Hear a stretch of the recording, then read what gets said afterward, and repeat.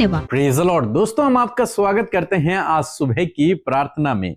और जैसे कि आप लोग जानते हैं कि हम लोग सीख रहे हैं हीलिंग और डिलीवरेंस के विषय में, और जितनी भी बातें मैं आपको सिखा रहा हूं, बता रहा हूं, ये इसलिए हैं ताकि आप इन्हें लिखें, इन्हें नोट करें, और जब भी आपके जीवन में कोई ऐसी समस्या आती है तो इन कहानियों को याद करके, इन वचनों को स्मरण करके आप विश्वास में आगे बढ़ सको। इन कहानियों के आधार पर आप अपने विश्वास को बढ़ा सको और परमेश्वर आपके जीवन में काम करेगा। निश्चय परमेश्वर आपके जीवन में काम करेगा। जैसे परमेश्वर ने बाइबल में किया और जैसे आप गवाहियों को सुनते हैं, ऐसे ही प्रभु आपके जीवन में भी करेगा।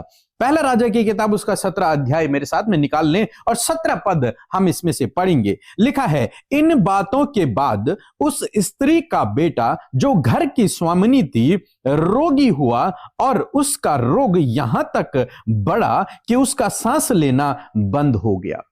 यहां पर परमेश्वर का वचन कहता है कि वो स्त्री जिसके पास एलिय्याह रहने के लिए गया था, जिसकी कुप्पी का तेल और मैदा समाप्त नहीं हुआ, जिससे उसने कहा था कि मेरे लिए एक रोटी बना दे, और बाइबल कहती है कि जितने सालों तक अकाल रहा उसका मैदा समाप्त नहीं हुआ, उसके कुप्पी का तेल समाप्त नहीं हुआ। उसके बाद उस स्त्री का जो बेटा था, वो स्त्री का बेटा रोगी हुआ, उस पर रोग लग गया, वो बीमार हो गया, और यहां तक बीमार हो गया कि बाइबल कह रही है उसका सांस लेना बंद हो गया। मींस वो मर गया, उसकी मृत्यु हो गई। जब उसकी मृत्यु हो गई तो वो स्त्री एलिय्याह के पास जाती है और एलिय्याह से प्रार्थना करती है। और तब एलिय्याह 22 पद में लिखा है, तब एलिय्याह क्या करता है, परमेश्वर से उस बेटे के लिए प्रार्थना करता है। और मैं सीधे 22 पद पढ़ रहा हूं। लिखा है, एलिय्याह की यह बात यहोवा ने सुन ली। एलिय्याह ने जो प्रार्थना की उस बेटे के लिए परमेश्वर से, लिखा है यहोवा ने उस एलिय्याह की प्रार्थना को सुन लिया, उसकी बात को सुन लिया। और जब परमेश्वर ने उसकी प्रार्थना को सुन लिया, लिखा है, और बालक का प्राण उसमें फिर से आ गया और वो जी उठा। वो जो लड़का मर गया था, उस लड़के के लिए जब एलिय्याह ने, परमेश्वर के दास ने, परमेश्वर के भक्त ने प्रार्थना की, तो बाइबल कह रही है कि उस बेटे का प्राण फिर से उसमें वापस आ गया और वो जीवित हो गया। दोस्तों, आज सुबह में मैं आपको उत्साहित करना चाहूंगा कि परमेश्वर इसी प्रकार से आपकी भी प्रार्थना को सुनेगा यदि आप उसकी करीबी में जाती हैं। ये स्त्री कहां गई? ये स्त्री तुरंत से एलिय्याह के पास गई, और एलिय्याह कहां गया? एलिय्याह तुरंत से परमेश्वर के पास गया। आपको यही करना है, आपको परमेश्वर की निकटता में जाना है, प्रभु यीशु मसीह की निकटता में जाना है, और तब प्रार्थना करना है। जानते हैं ये कहां प्रार्थना कर रहा है? ये अपने कमरे में द्वार बंद करके प्रार्थना कर रहा है।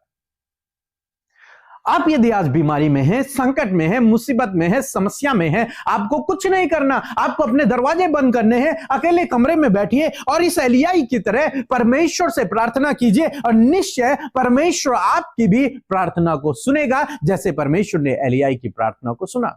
बाइबल कहती, मांगो तो तुम्हें दिया जाएगा, जो कुछ तुम मेरे नाम से मांगोगे मैं वो तुम्हारे लिए करूंगा। जरूरत है आपके मांगने की।